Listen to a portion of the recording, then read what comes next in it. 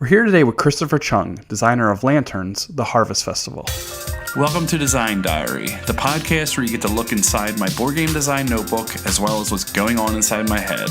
We look at a new word each day from the sense of mechanics, tone, theme, or inspiration for a full game. Today's word is Vanward.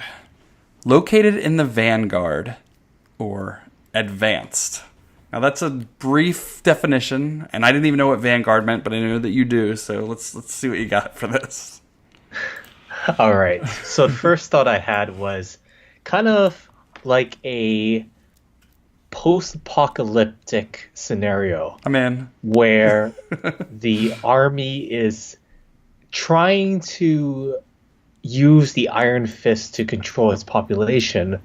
However, a group of mercenaries come from lands across the way and say, okay, something's going down. We got to stop this. We got to flee the area, but not without saving some people along the way. Of course. So they go vanward into locating who's responsible for this mischievous doing in the vanguard, and all sorts of like really tactical and very espionage-y kind of like gameplay.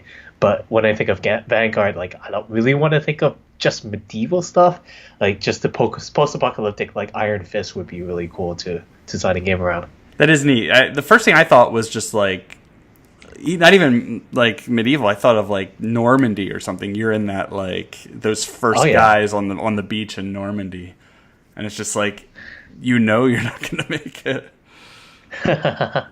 Well, I never grew up with war games, so I can't really relate. But so that's why I took a different spin on it. No, and I'm kind of thinking of like, No, I always abstract it out of reality just so it's fun and like, you know what I mean. Exactly. That's neat. So when I look at this, it says the troops at the head of an army were called the vanguard, which I didn't know, and the word can mean the forefront of an action or a movement. So with that, I always go to like, I take it so literal. I'm like, just like, all right, let me make this some sort of movement mechanic or some sort of action phase. That's just like how my brain works with these. Exactly. It definitely sounds like it lends itself towards like action programming. Oh yeah. So you want to like, move yourself in a way that doesn't disrupt your plans or disrupts another person's plans of moving forward, kind of thing. Oh, that's cool. I don't know the second definition of it. It says located in the vanguard, advanced. So I guess that means just like we advance, we move forward. Maybe, or maybe it's the advanced definition.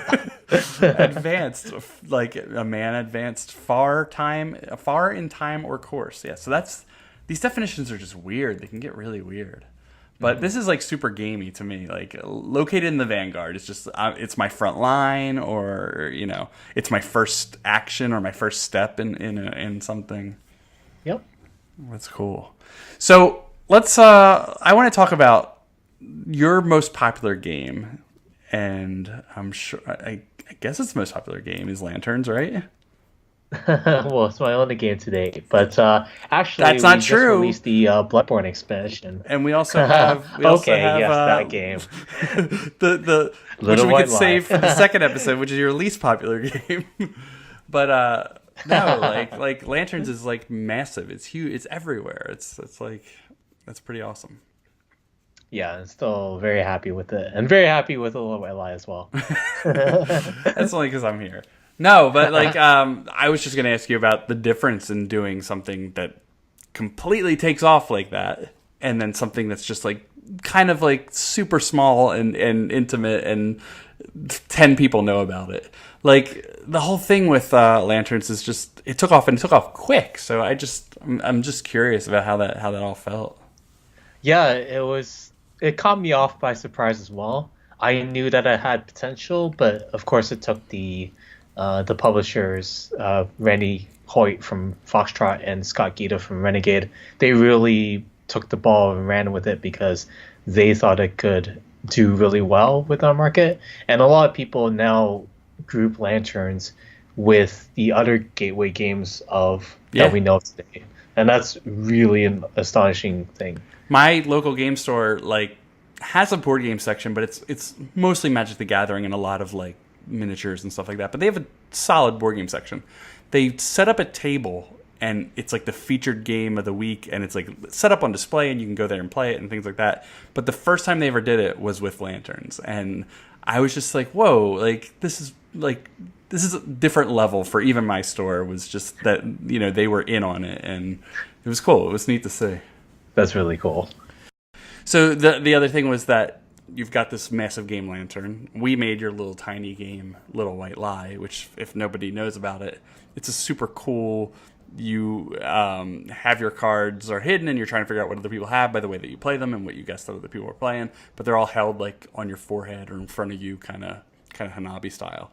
But what I was going to say is you've got this massive game, and you've entered many games into our little dumb contests, which I thought was really interesting because I think you might be the second most submitted designer in our contest. We have one guy who submitted 10 in the first contest and I think like 3 in the second. And I think you submitted like all 3 in the second or whatever it was, or even in the first 2. But you've always hit that max, like whatever we allowed, you did it, which was cool. Mm-hmm. I tend to love different games all the time, and when I started playing more of your lineup, like Circle the Wagons, was just freaking amazing. Excuse me for my language. That's right. It's well deserved. Exactly, and Mint Julep, which is also awesome. So those kind of got me thinking, how can I really boil a game down to its core using only 18 cards and maybe a penny or two, if you allow me to. We'll allow the penny. There you go. No, that's cool. It's fun. I love designing with restriction, but I love publishing from it not being a restriction. It's the inspiration. It's the tool that we have, and it's not the limitation. It's more just like the jumping off point. Is at least my vision of it.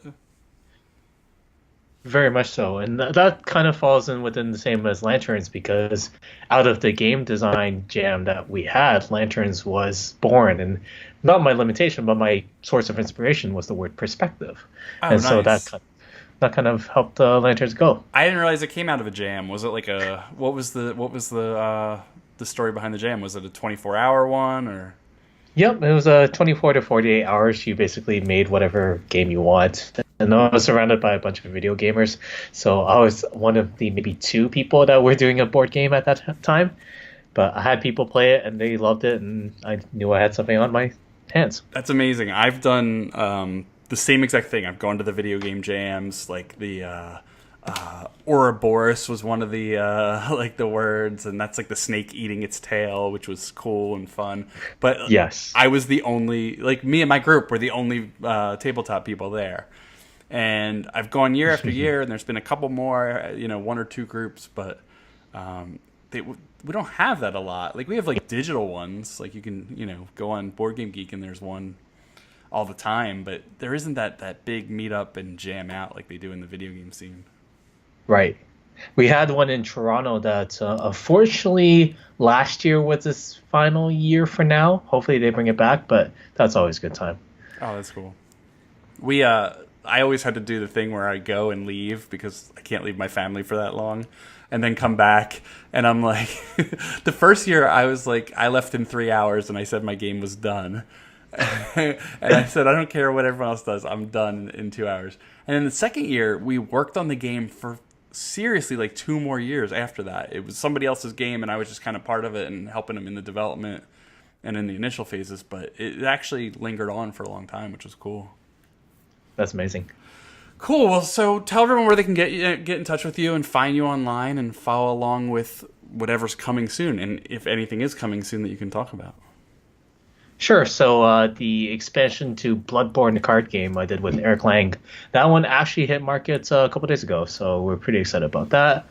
But you can find me primarily on Twitter at @CChungGames, where I spew nonsense about hockey, hockey mainly, but also board games. Who are you following in hockey right now? Right now, because the Leafs are Maple out, Leafs, I gotta yeah. cheer. I got to cheer for the Vegas Golden Knights. Like, that team is doing wonders of expansion team. Oh man, I don't even know them, but I do know the Bruins, and I guess Boo. I have to stick with my coast at least. Okay, boo. That's cool though. All right, cool. We'll do this again. It'll be fun. Awesome.